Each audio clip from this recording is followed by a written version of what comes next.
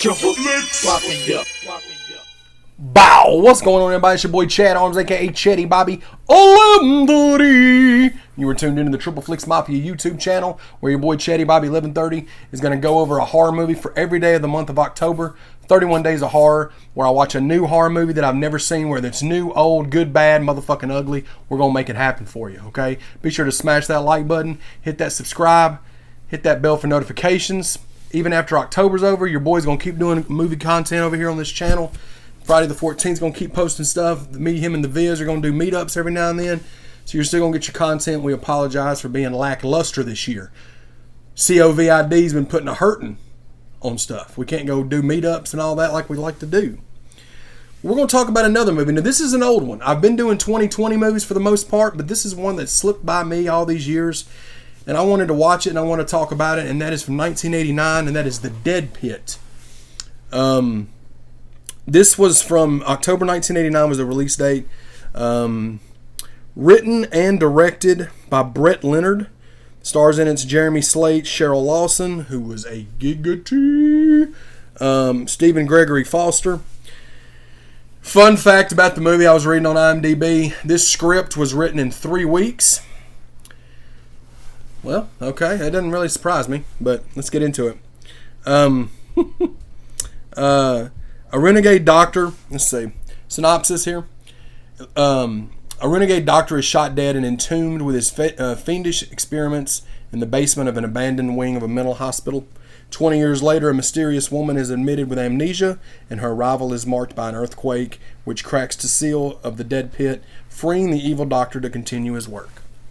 So there's your synopsis, okay? This had a $350,000 budget, so they weren't working with a lot, but I'm going to tell you something. This movie was freaking cool. I'm going to be honest with you. I watched it on Amazon Prime.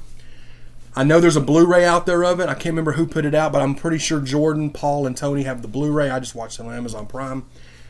This movie was really fun, man. Is it bad? Yes, it's a bad 80s horror movie.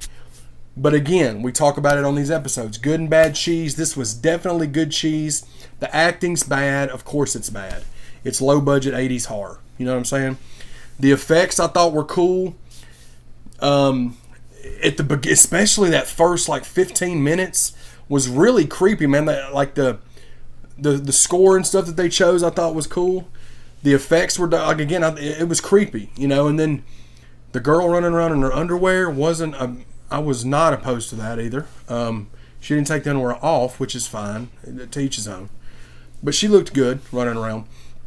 The story gets really ridiculous towards the end, which it's fine. I mean, I was fine with it. The movie kind of does this a little towards the end, but I really enjoyed it. I'd give it a 3.5 out of 5. As far as just the enjoyment factor, it's a bad 80s horror movie, but it's one that I would recommend watching for sure.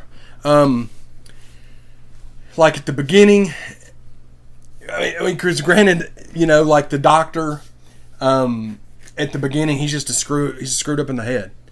And, you know, he does all this bad stuff with the mental patients, and then they start turning into almost zombie-type creatures.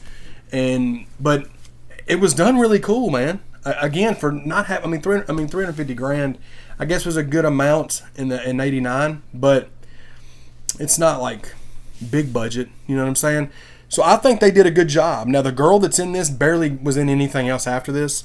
Let me see if this guy directed anything else. Thank you, ESPN. Says he directed Virtuosity, Lawnmower Man. Okay, well, so he directed a couple of things. I like Lawnmower Man, all right. I hadn't seen Virtuosity in so long. I don't remember much about it, but overall, man, I enjoyed The Dead Pit. Good gore, cheesy acting, cool story. Again, it kind of gets convoluted at the end and kind of ridiculous, but I mean it's a cheesy horror movie, so I gave it a pass for that. Fun factor for sure. Again, I say 3.5 out of 5. Definitely not a waste of time. This was right in that pocket that I like. I think it was like an hour and a half, hour and 35 minutes. So again, sticking right where it needs to be. You know what I'm saying? So glad that I added this to my watch list. Shout out to Triple Flix Mafia and Slasher Junkie for reminding me about it, because they had talked about it, and I'm glad that I watched it, man. Y'all check it out. It's The Dead Pit. Again, it's on Amazon Prime. Y'all let me know what y'all think of this movie. If y'all have seen it, let me know what y'all thought of the review. I know I do quick hits. I don't try to give the movie away or anything, because just watch it. Even though it's from '89, it'd be a spoiler alert if you hadn't seen it. So, as always, man, we'll see y'all tomorrow on the 31 Days of Horror with your boy Chetty Bobby 1130. This is the Triple Flix Mafia channel.